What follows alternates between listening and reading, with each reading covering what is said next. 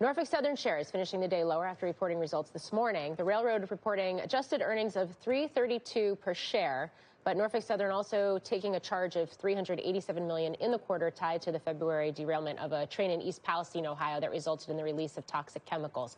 Joining us here exclusively, Norfolk Southern CEO and President Alan Shaw. Alan, thank you so much for being here. It's good to be with you, Morgan. I think the last time we were together, it was the first day of your show, and we were on site at the derailment site. And I'm happy to come back and provide you with an update. Yes, and I want to get into that. And I think first let's start with that $387 million charge. It includes environmental remediation, reimbursement of the EPA's work in the region. Looks like only $55 million was cash in the quarter. How did you come to that number, and how are you thinking about that reserve over the longer term? You know, that's the accrual that we know of as of now, what we can identify. It could potentially change. There's no doubt about that as we work with the Ohio AG and we work with the EPA. I think it also is important to note that it does not include any potential recoveries from insurance or any potential recoveries from third parties. So it'll be subject to change, I would assume. Okay. Remediation efforts, how is that process going since last you and I spoke 2 months ago? You know, when we were there together, I made the commitment that we were going to do the right thing. And we were going to do more than less. And we've made a lot of progress. We've made a lot of progress cleaning up the site. You know, we had talked about removing the soil from underneath the tracks. We've already done that under one track. We're progressing under another. And we're focused on community assistance as well and investing in East Palestine to help it thrive. We've got about 300 people, either NS employees or NS contractors, who are there 7 days a week, really working to help the community recover. When you do talk about investing in the community, investing in the area, I mean, expectations for how long all of this will take? You know, we're going to be there as long as it takes. I'm going to see this through. You know, we said that we were going to do the right things for East Palestine, and that includes working directly with the EPA. I visited with the EPA administrator, and I pledged my full support. We're working underneath them, under the UAO. And we're making a lot of progress on the cleanup. We're also making a lot of progress in investing in the community. And it's not just writing a check, although, you know, financial assistance is an important component of it. It's also our personal involvement.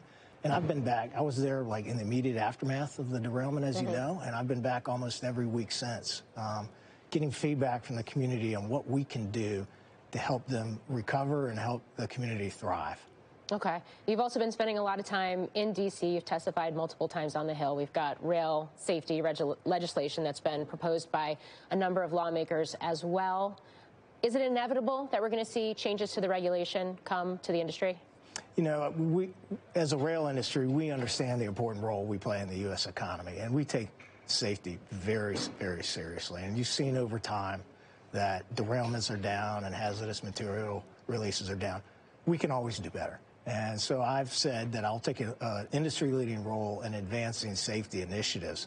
You know, the NTSB's preliminary report said that the NS crew was doing everything right, that all of our safety features were operating as designed, and they're focused on a rail car that the rail industry doesn't own. And so what that means is it's going to require an industry-wide response, which includes customers and rail car builders and certainly railroads themselves.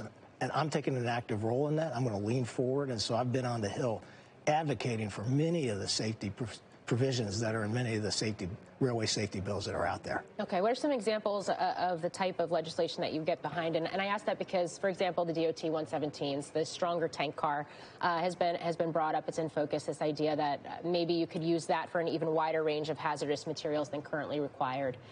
Is that an example of the type of, I guess, regulation that would make sense and ultimately continue to help the safety record of a railroad such as yours? Yeah, there's no doubt. That makes perfect sense, right? And the rail industry has been advocating for tighter standards on tank cars for about 8 years.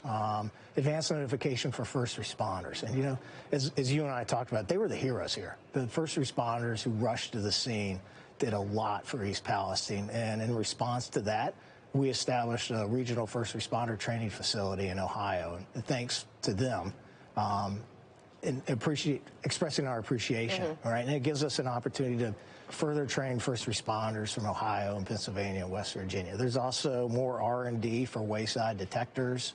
There's triennial reviews of of industry tank car or industry car inspection standards. So there's a number of things that we absolutely are getting behind. Okay. So let's shift gears. Let's talk a little bit about your earnings, because if we strip out the charge, earnings and revenue actually increased a little bit year on year. But there's a very big focus by Wall Street on recovery of service levels and operations. How much has this derailment affected those service levels? Have you actually ceded market share to CSX or even to some of the trucking companies?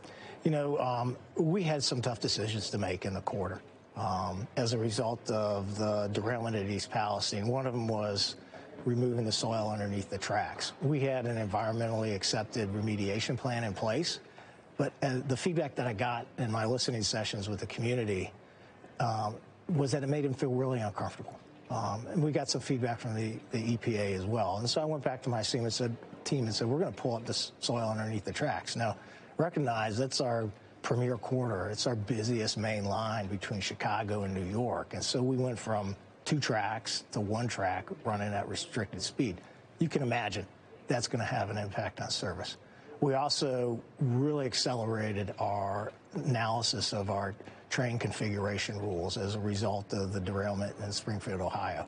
So we knew that those would have a near-term impact on our financials, but we also knew they were the right things to do for Norfolk Southern and our customers and our employees and the communities we serve. Okay. Final question for you quickly. Just your outlook on the macroeconomic situation. A lot of uncertainty. We've had some companies come out and talk about the possibility of a freight recession. What are you seeing from your vantage point? You know, I think uncertainty is probably a pretty good word, and it's mixed. We're a pretty good read-through into the economy because of all the different markets that we touch. The consumer certainly is stressed right now from the housing market, and as a result, because of less housing activity, consumers are buying a lot less durable goods. That's the kind of stuff that we ship. And yet, on the other hand, we see a lot of activity and strength in many of our industrial markets, including automotive and metals and export coal. But I think one of the things that gives us a lot of confidence going forward is our pipeline of investments by customers on our lines is near an all-time high.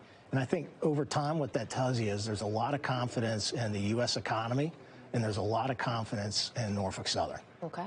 Alan Shaw, we appreciate you being here in the studio exclusively on the heels of earnings. The CEO of Norfolk Southern, Alan Shaw. Thank you for your time, Morgan.